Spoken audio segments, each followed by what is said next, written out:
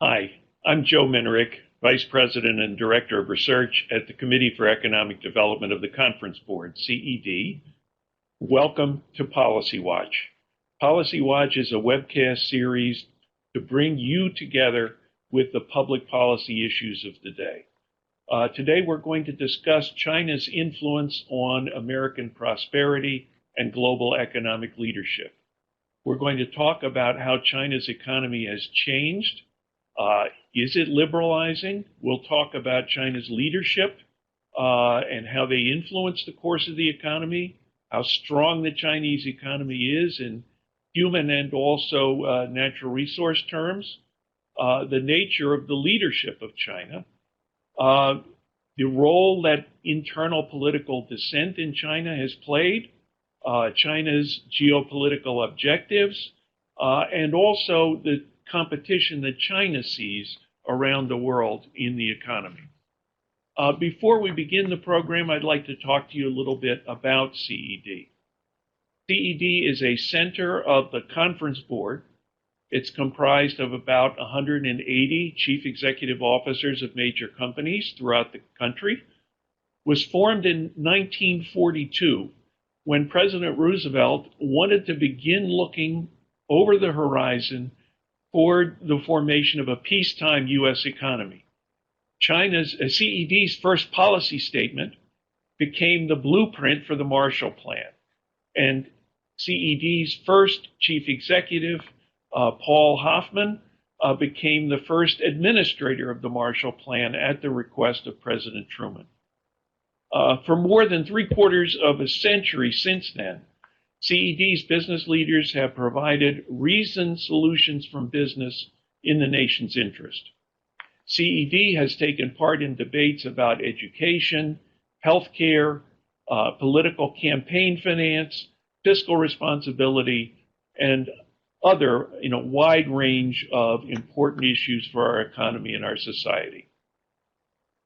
So before we get into this program, let's cover a few housekeeping items. You can participate in this webcast by asking questions via the chat box that's on your screen. You can download the presentation via the file download pod in the bottom center of your screen. You can maximize the video to go full screen by clicking the 4 arrows that are at the top right of your computer screen. At the end, there's a brief evaluation.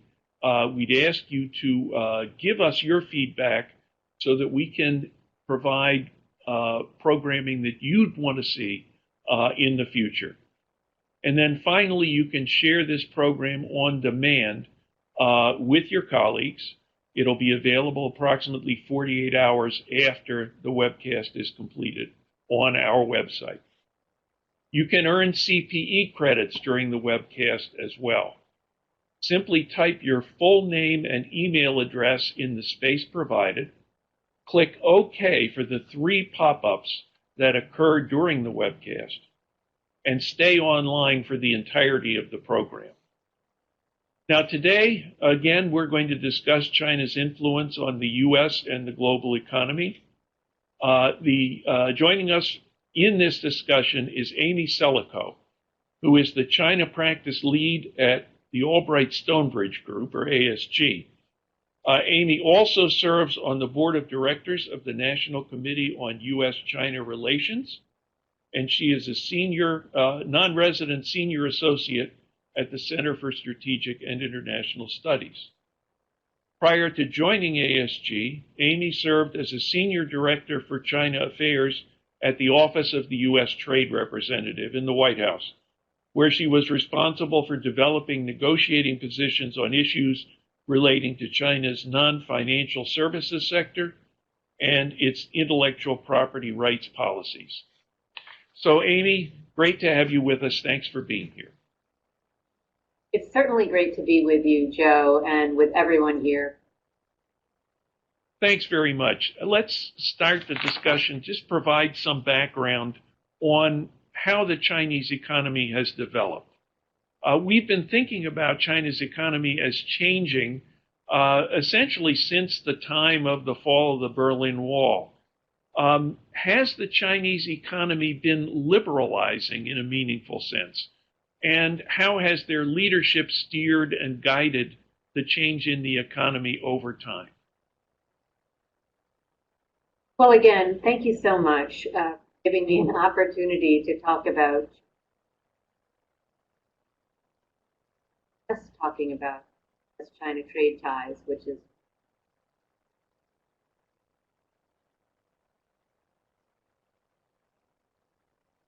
speak with a couple Americans very interested in continuing to offer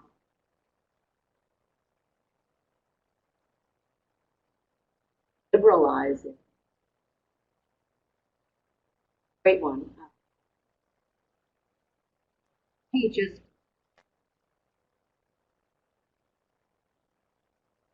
can you hear me?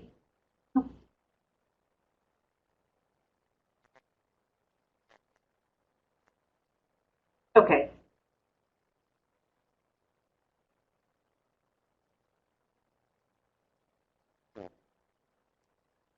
Will do.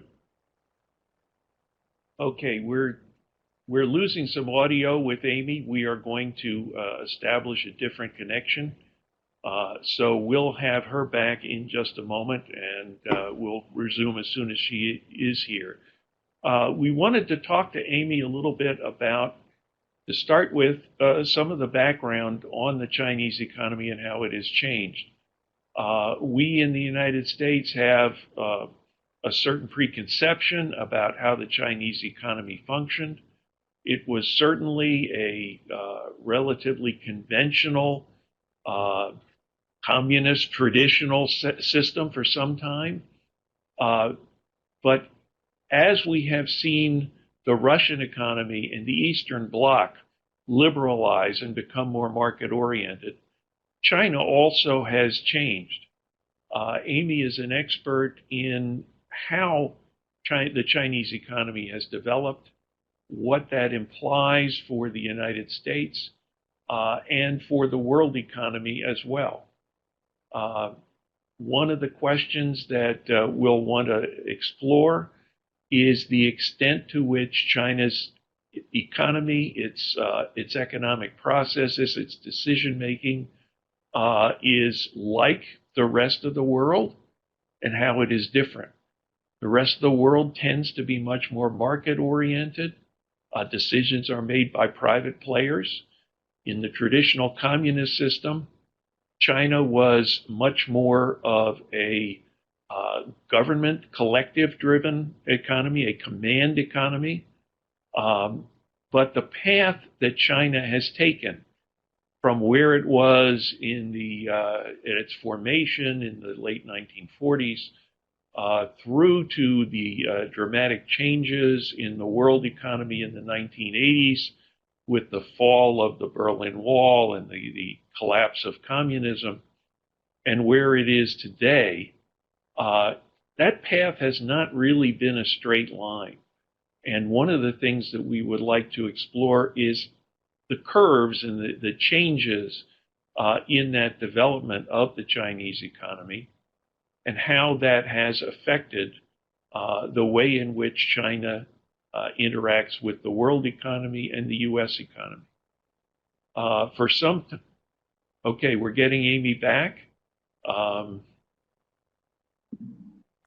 hope this is better. Is this a better connection?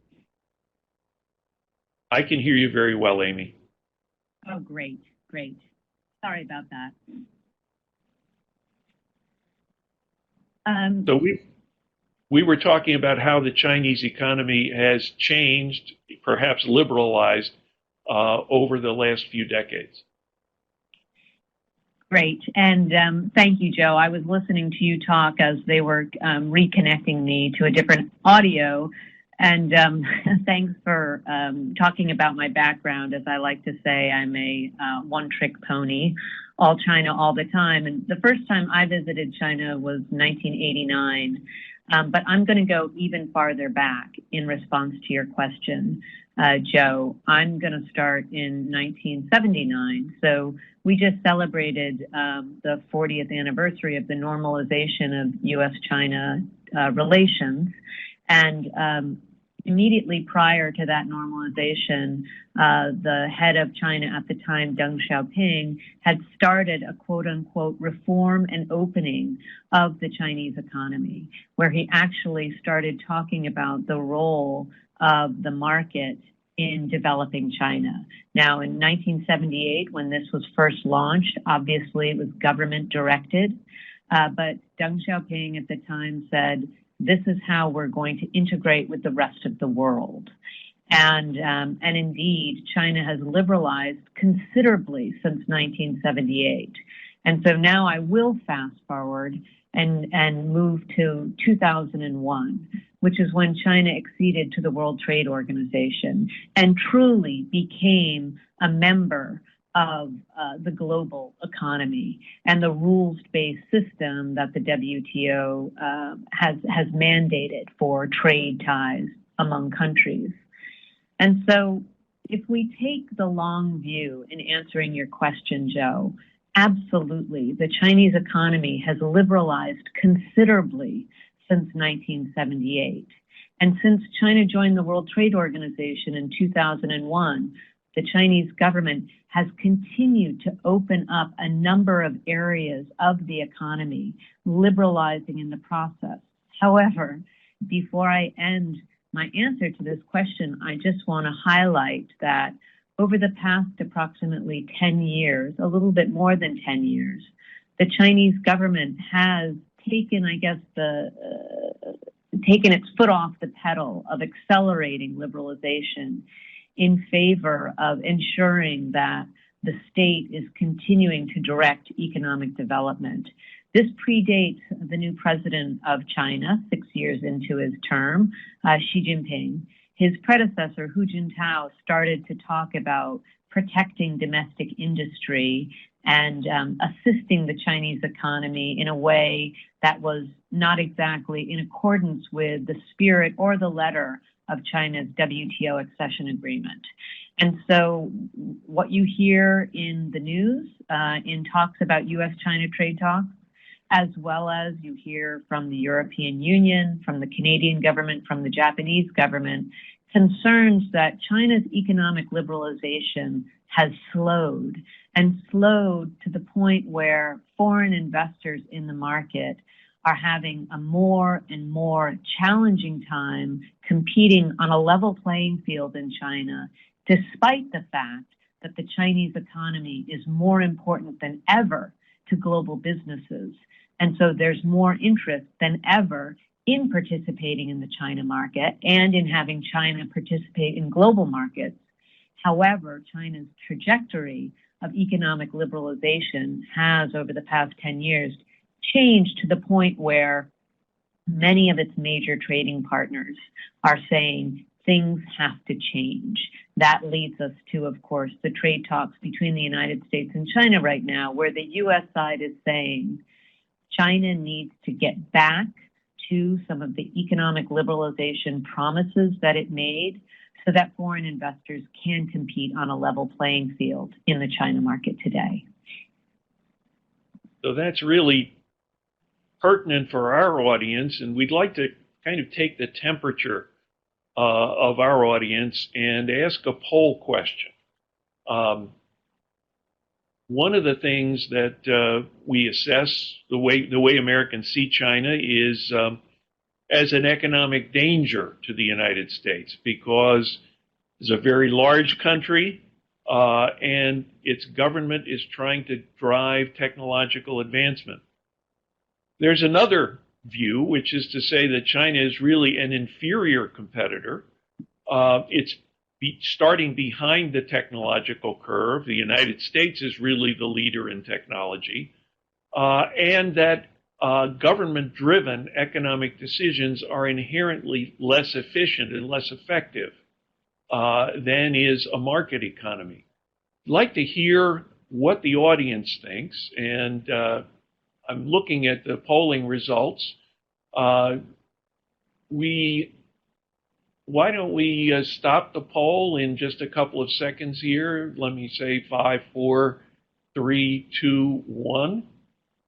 It sounds like we've got a strong majority of the audience who believe that China is more of a danger than a weaker competitor, and some people aren't sure about that. Let's try to home in on some of those aspects of the U.S.-China relationship. Amy, China is a very large country in terms of human resources. Has China really made use of that advantage? Is the potential workforce for China fully online? On the other hand, what about China's material resources? What can you tell us about just how strong fundamentally China is? Well, I think as you're seeing in these poll results, and I agree with the majority here, that of course China does have so many resources that it can bring to bear in competing with the United States. So, Joe, you're absolutely right that China's large population has helped it generate economic development over the past 40 years.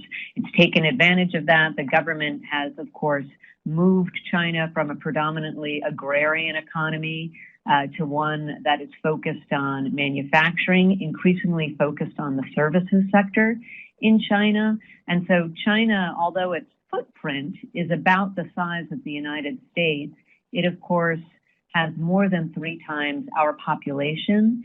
And it also has, as this question indicates, a government that is promoting industrial policies to drive technology change in China.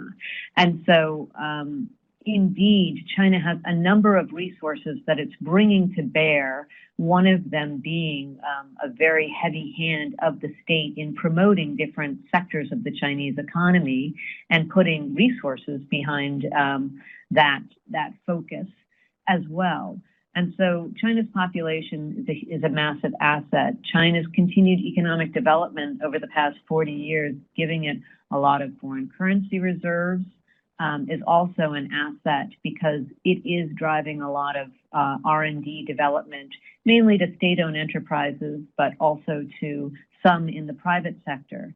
And this lack of competition, particularly in the technology sector, where our major technology companies literally cannot compete in China. Facebook is blocked, Google is blocked, Amazon never was really able to develop its own market in China because of the Baidu, Alibaba, Tencent, Weibo, WeChat connection in China. And so domestic companies that had massive support from the Chinese government, as well as restrictions on foreign competition in the market, allowing these companies to grow and become real powerhouses. And so one thing on resource as well as population to look at when we think about China's continuing role in the world vis-a-vis American competitiveness, China has an aging population. And so demographic shifts are going to make it harder and harder for China to feed itself. It literally cannot feed itself anymore. It relies on imports. Of course, natural resources. China has been a massive importer of oil and soon will be an even bigger importer of liquefied natural gas from the United States once trade tensions are resolved. But when you look at China's biggest import over the past year, it's not oil any longer, it's semiconductor chips. And so China does continue to buy inputs and require inputs from foreign countries, whether it's resources or products that are on a higher point in the technology scale than China has been able itself to achieve. And so the Chinese government, on the one hand, faces some constraints in being able to develop its own technology in the short term. Certainly, it is unable to provide its own natural resources like energy resources, and so must be a great importer. And so China has taken a series of steps to build its relationships and its connections with other countries so that it has greater access to natural resources, to increased imports, as well as political connectivity with other parts of the world. You all on this webcast have heard of China's Belt and Road Initiative. In fact, Xi Jinping just held a conference in Beijing last week celebrating 6 years of the Belt and Road Initiative. And the Chinese government has used this infrastructure investment program to promote connectivity between China through Europe, other parts of Asia, Africa, and Latin America. But in addition to promoting connectivity, it is also meant to build China's diplomatic clout and political and economic relationships with other countries. In part, Joe, in response to your question of whether and how China's own resources can adequately fuel the Chinese economy. I think the Chinese government recognizes that they on their own cannot do that. And so want to form relationships with other countries that still give China some advantage in both getting resources and dealing with an aging population, and an aging population that no longer wants to promote low-end manufacturing, what China, of course, did a lot of in the 90s and the aughts of the 2000s, and now focus more on getting foreign technology, foreign know-how, so that China can move up the value chain and compete more effectively with the United States. This is something that, on our main question of American competitiveness, is threatening to a lot of American interests. So that's a really nuanced picture, a little bit different, I think, than perhaps we would presume. But thinking about that, who's in charge here? We see film footage on the news of meetings of a Chinese legislative body that doesn't look all that different from the U.S. Congress in some sense. But we also hear about the economic role of the army. We also hear about the economic role of the Communist Party. Where really does the power lie? It's an excellent question for all of us to be looking at today. The head of China, and I'll put it that neutrally, Xi Jinping, is the head of state, the head of the Communist Party, and the head of the military.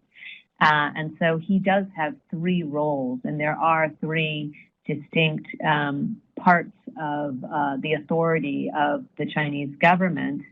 And underneath him, the legislature also has another role.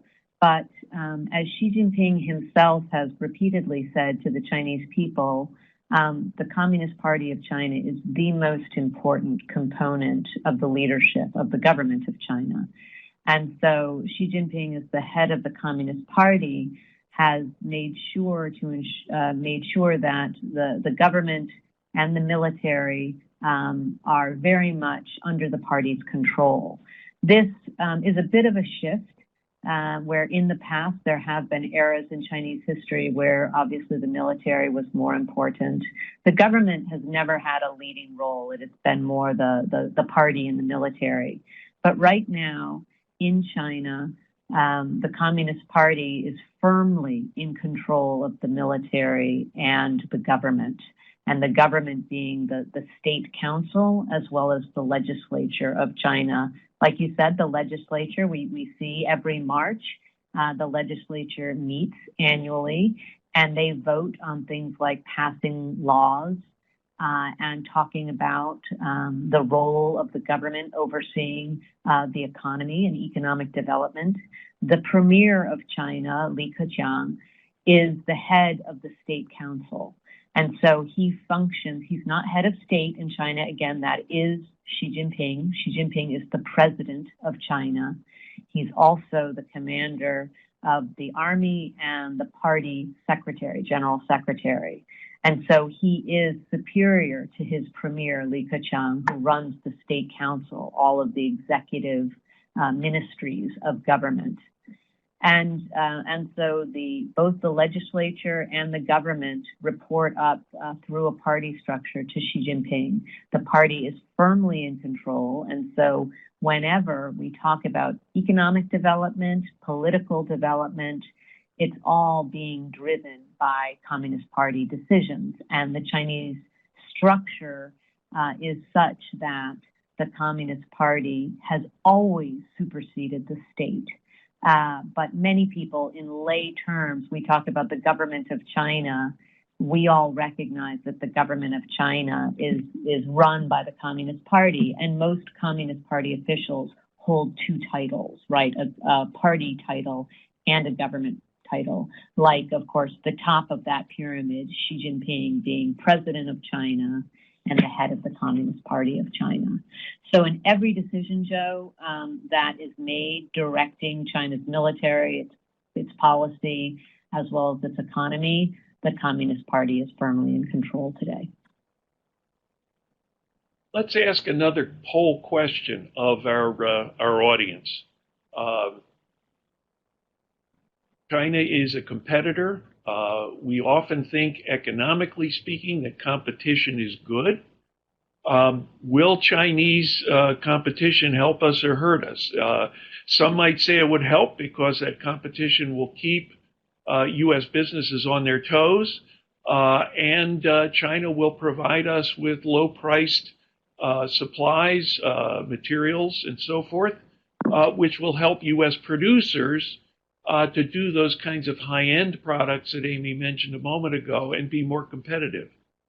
Alternatively, we could say that China will hurt us because they'll capture our export markets, capture even our domestic markets, and therefore put pressure on U.S. businesses. We're looking at responses here, and again, it seems as though the relatively pessimistic view of China's impact on the U.S. economy is taking a majority of the answers that, in fact, Chinese competition will, no, I'm sorry, I'm getting that wrong. It will actually help us by making us work harder and be more competitive. And that leads me to another question for you, Amy. Let's move from that poll question. We in the West tend to think that market control, a market economy, a free market economy where businesses make the decisions, where private actors are in charge and make decisions for themselves about where to allocate resources, is going to be stronger than a government-led economy. Do the Chinese believe that? It's a great question, and one that we all grapple with. We had a sense we knew the answer to that question when China acceded to the WTO, that it wanted to be part of the existing economic system based on a rules-based open order. And when China acceded to the WTO, it made commitments to continue to open its economy so that it could, of course, participate in the global economy, but trade on a fair basis. And I think most of us in the West, as your question indicates, Joe, very much do believe that the market should direct economic activity. The government should not. China has taken a different tack. And China, of course, has had decades of economic growth. And so 6 years ago, when Xi Jinping became both the head of the Communist Party and the head of government, he committed a year into his first 5-year term that he was going to allow the market to play a larger role in China's economic development. And many of us who watched China full time saw that as an indication that indeed potentially President Xi would be a reformer and would help open China more fully to the global economy. That has not happened.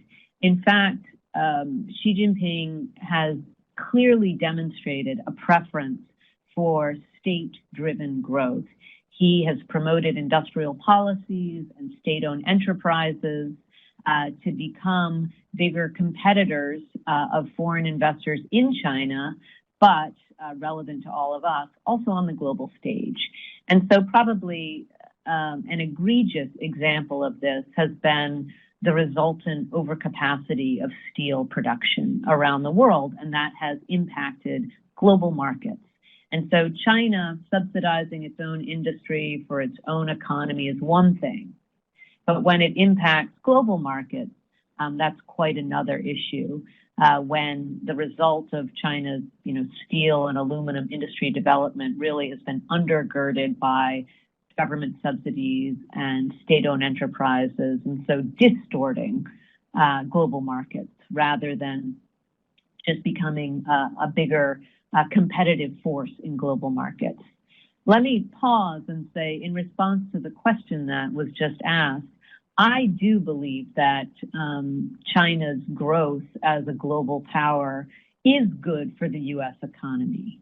However, it's good if China continues to promote the economic development of the world based on the WTO and a rules-based system. And that's where we're starting to see real tensions. And that's why you do start to hear voices in Washington, D.C. in particular, talk about how China is hurting the U.S. competitiveness and the U.S. market. And so potentially we need to erect our own barriers to unfair competition emanating from China into our market in the form of investments as well as trade. That's something I don't support, honestly, because I do think we have to push China to be a fairer competitor rather than erect our own barriers of protectionism, and that also distort both our economy as well as global markets too. But it really is difficult when, again, back to your question, Joe, we definitely have seen this leadership of Xi Jinping take a step away from promoting market-based reform and saying, you know what, we want the state to decide how China's economy should grow. That isn't healthy necessarily for the global economy, and it's not good for the U.S. either. And so, again, this is where it's not just the U.S. government, the European Union, the Canadians, the Japanese are all saying to China, you need to adhere to the rules here so that your competition from China isn't unfair and undermining the global system. It should be complementary so that the competition raises our standards rather than forcing us to be protectionist in retaliation. Now, does that tendency of the state to want to drive the economy, is that constrained by the kinds of political dissent that we've seen historically, the riveting photographs and film from Tiananmen Square, is just, I assume, an extreme example. Is there a constraint on the state's decision-making because of popular sentiment? That's such a rich question. There's a lot to it. We're about to see the 30th anniversary of the violent repression of the student protests in Tiananmen Square next month. It will be 30 years since 1989, and already in China, we're seeing a real tightening to make sure there isn't any adverse event happening in Beijing at this time. For those of us who watch China very closely, there is undoubtedly, unfortunately, more repression in the system than in the past. There is less space to speak freely in China today than there was 15 years ago, I would argue. And that's really unfortunate. But I will say, in direct answer to your question, absolutely the bottom of the pyramid in China is of great concern to the Communist Party leadership. And so many of the policies that they make are meant to respond to concerns that people are raising with the government. They can't be political. They need to be issues of the common good, for example, food safety, environmental standards, the ability of their children to go to university, to get jobs in the market. And so, yes, the Communist Party absolutely has to answer to its population. Unfortunately, I think this current administration in China feels like repressing sentiment is one way that it minimizes some of the complaints that are being aired in China about China's leadership. So on the one hand, unfortunately, we are seeing less of an ability of people to be able to ask for greater freedom. On the other hand, people are very active in complaining about vaccines that are ineffective or harming people, food safety scandals, and then again, just access to healthcare and education and the overall environment and pollution levels. And so that's something that the Chinese government is tackling head on to try to eliminate inconsistencies in domestic regulation of food and products, medical products, as well as trying to clean up the environment and make sure students do have access to universities and then jobs after they graduate. The Communist Party is very aware of the pressure from the bottom of the pyramid on these questions. And we have a third poll question, which I think is looking at this same aspect from a slightly different angle. Question is whether the pressure of the need to trade with the rest of the world is going to help or hinder U.S.-Chinese relations. One might think that China would want to be on better terms with the United States if it needs resources and trading is going to be a benefit to it. Another possibility is that China will take the aggressive line and attempt to dominate those trade relationships, and it actually might make those relationships more hostile. I'm interested to see, it sounds as though we're actually seeing a majority of the answers from our audience believing that China is going to try to get the best of all those trading relationships by being aggressive, and that it actually might make our our international relationships more hostile rather than more friendly.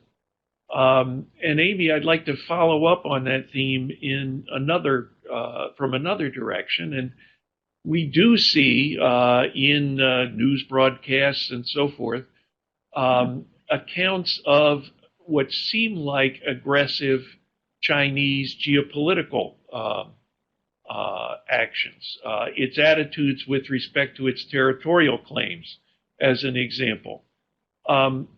If China has to choose between its economic relationships, its trading relationships, where amicability might actually make them more prosperous, as opposed to taking a more aggressive line and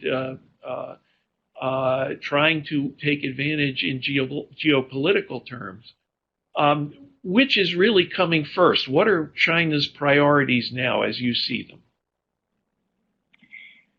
I think it's a great question because, of course, China wants to have it all, Joe, don't we all? But seriously, China is taking a much more assertive role in foreign policy decision-making. For example, its action in the South China Sea or vis-a-vis Taiwan.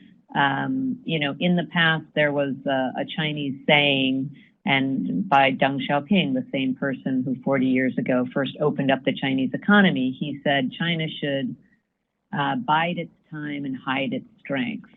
So this hide and bide attitude of don't, demonstrate that you have too much power too soon, consolidate your power first.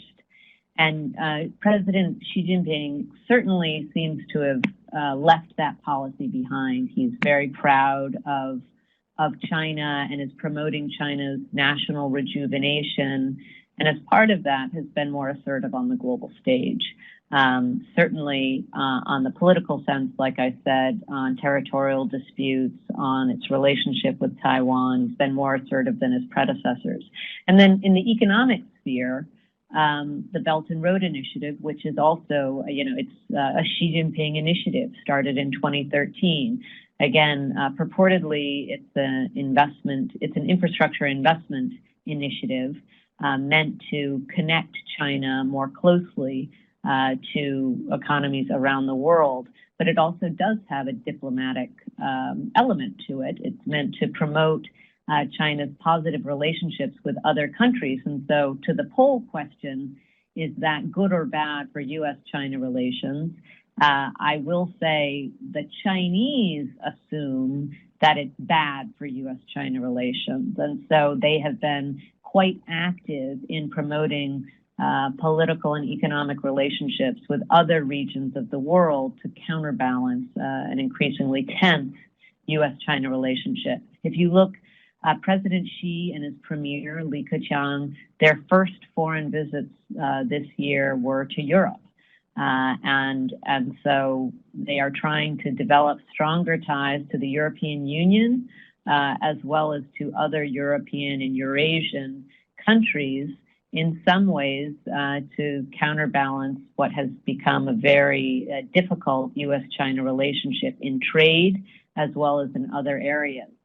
I guess I would answer the question that was posed in the poll that China's engagement with the world is good for U.S.-China ties if the United States is also taking an active role in the world. If the United States is isolating itself, and I think that's what many of the respondents to that poll question are assuming, then right, if China has closer ties to Europe, that can't be good for the United States.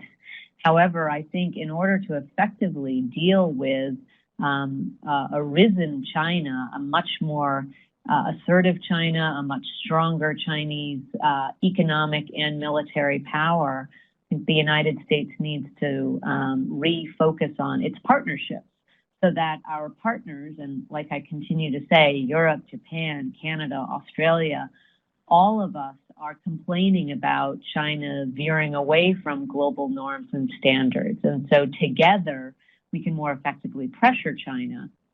And so China having a greater role in global affairs isn't necessarily a bad thing for the United States if we too are more engaged with these international bodies, whether it's the United Nations or the WTO, or our bilateral alliances with other strong countries with which China is also seeking to improve its relationships. And so, your question about China's motivations on the global stage, I think the only way really to answer it, Joe, is China does want to have it all. It wants stronger economic ties with other countries around the world, and it also wants to have a stronger presence geopolitically. It doesn't just want to be a rules taker. It wants to help make the rules that govern the global economy as well as geopolitically. Now, China clearly, as you suggested, wants to move up market as a part of the world economy. They look at the role of the United States and other major developed countries in selling high value-added, high technology products. But if China has a concern, if there's something that's gnawing at their sense of security, could it possibly be competition at the low end of the market where they have been highly effective to date from some lower income countries who can compete with China on the basis of lower wages and lower costs? Yeah, it's such an interesting question to me because we are seeing that happen for sure.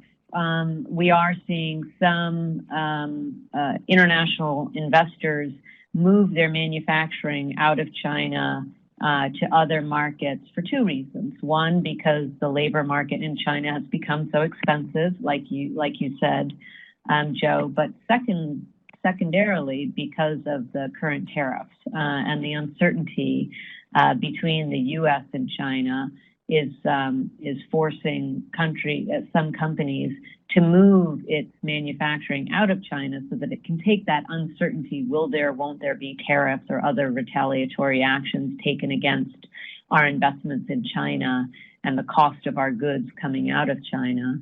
And so taking that out of the equation. What does China think about that? On the one hand, China itself is trying to move up the value chain.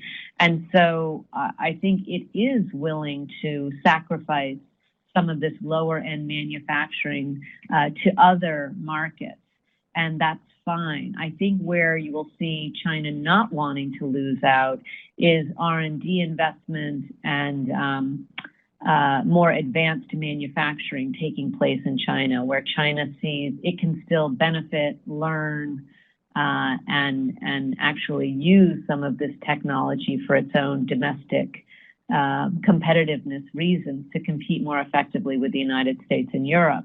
And so China doesn't want to see, of course, all of the foreign investment leaving China. It's been a major engine of growth for the Chinese economy, this foreign investment, and it wants to ensure that high-tech, advanced manufacturing, healthcare, particularly healthcare products and services that focus on the China market, do remain in China and don't go elsewhere. But I do think some of the competitive elements that the Chinese are quite focused on right now is whether the United States and other countries are going to restrict higher tech, higher value added products and investments and research and development coming into China because of concerns of Chinese competitiveness with the U.S. market. So, very explicitly, I am talking about technology, R&D on artificial intelligence, advanced manufacturing, autonomous vehicles, biotechnology.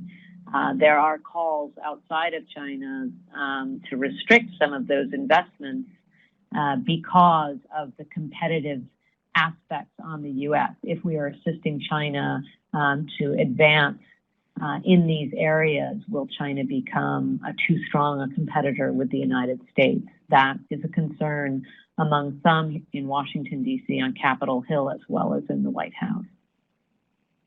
As I hear all of this, it reminds me a little bit of stories that I heard back in the 1970s.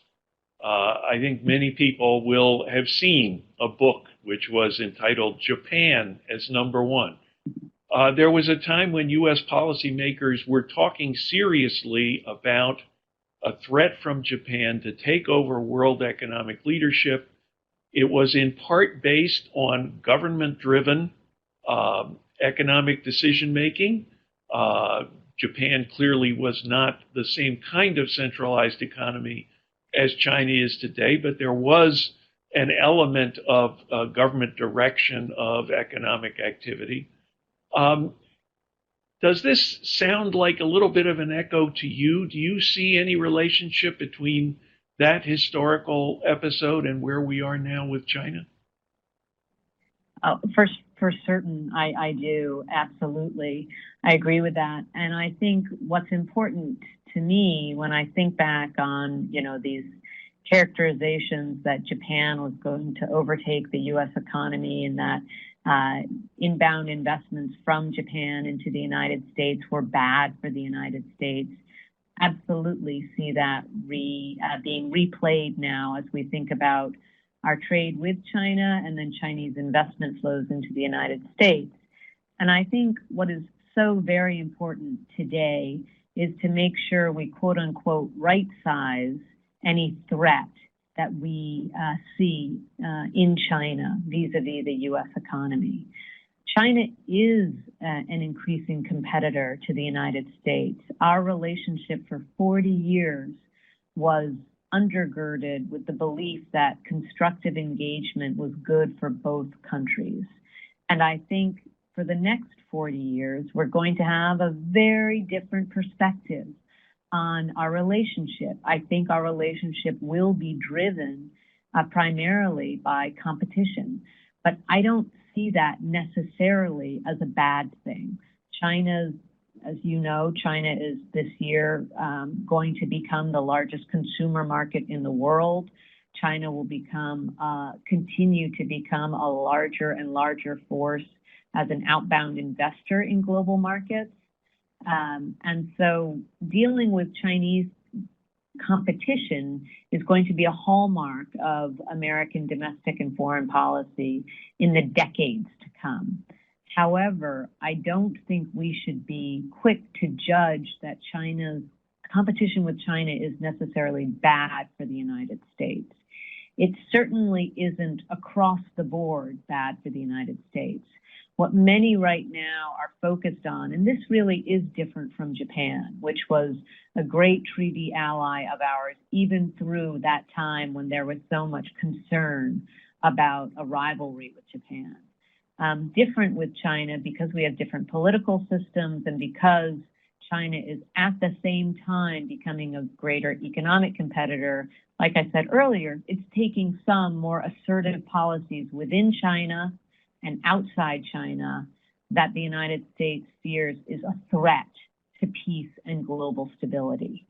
And so, again, we need to think in very, very specific terms about what is the role of the WTO, the United Nations, and individual governments like the United States government in responding to an increasingly assertive China. If China is adhering to global norms or volunteering to help reshape global norms together with other countries, that's a good thing. It's competitive with the United States, but it's not necessarily a bad thing. With Japan, of course, we had this belief that we had similar political systems and we had a very strong military alliance that could weather this very strong economic competition, period. And of course, those fears about Japan's economy overcoming the United States were unfounded. And Japan, of course, has gone into decades-long stagnation of its domestic economy. I don't think people see that with China. We definitely, as we're looking at the Chinese economy, see the prospect of China growing more slowly than in the past. China recognizes this. It's concerned about it for certain.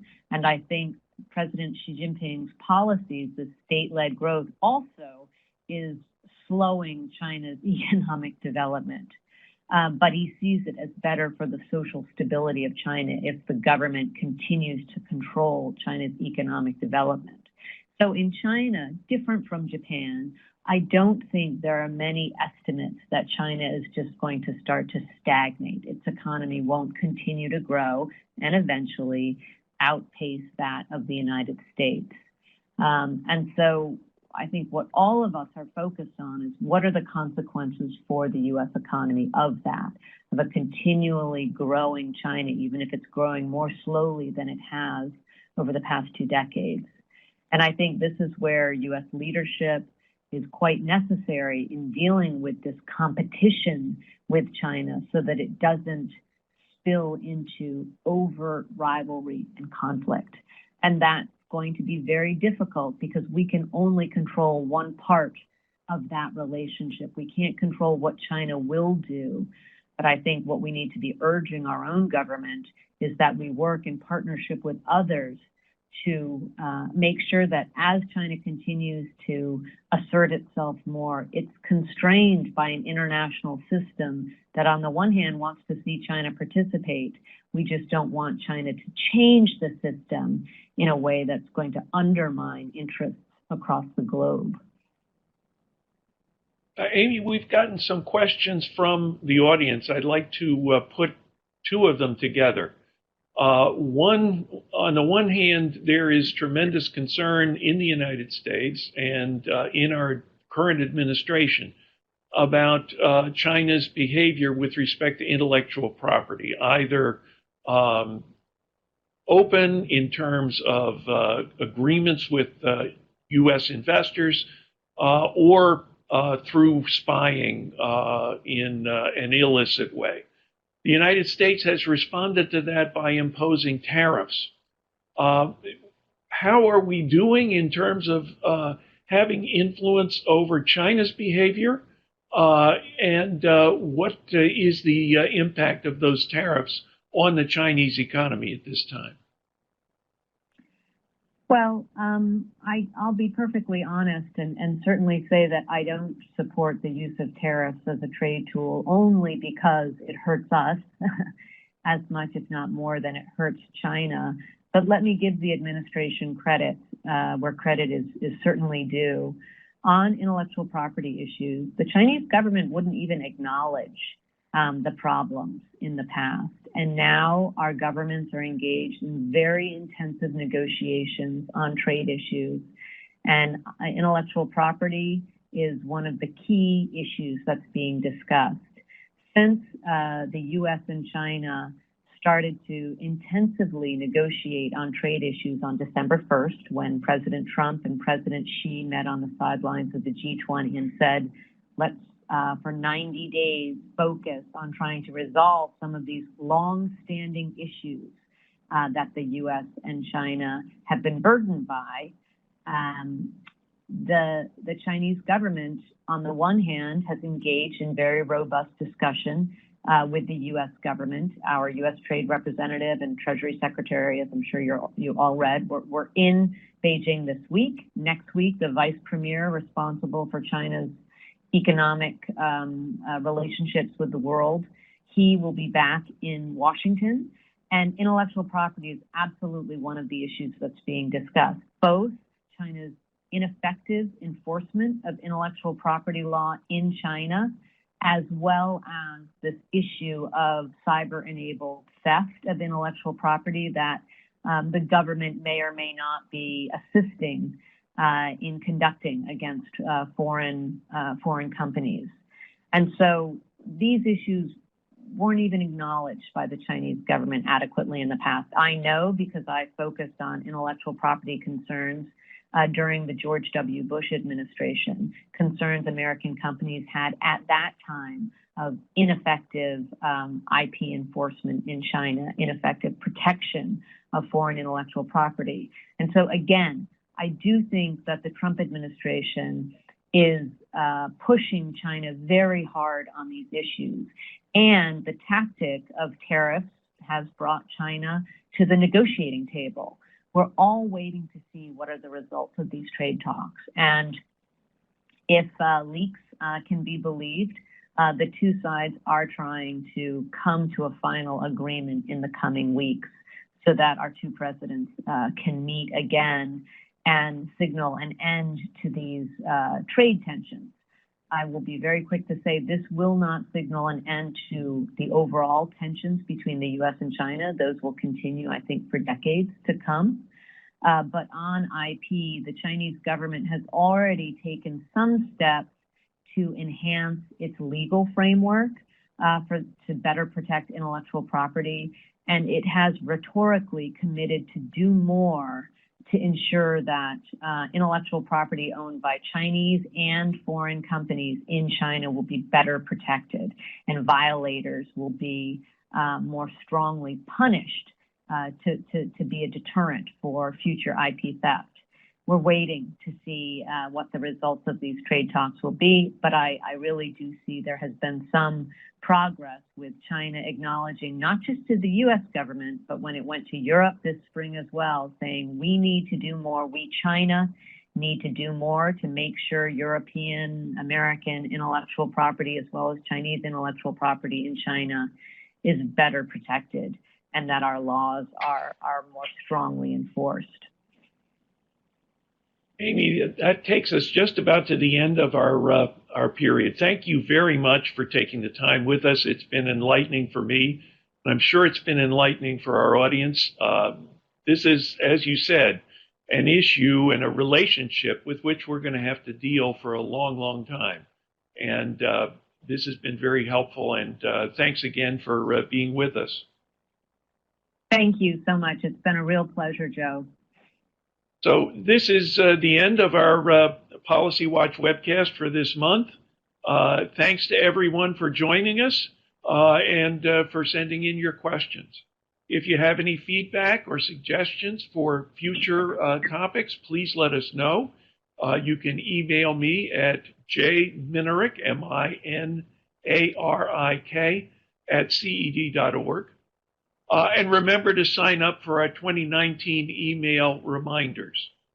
Don't forget to tell your colleagues about our next Policy Watch webcast on September the 5th. Thank you very much, and I'll see you next time.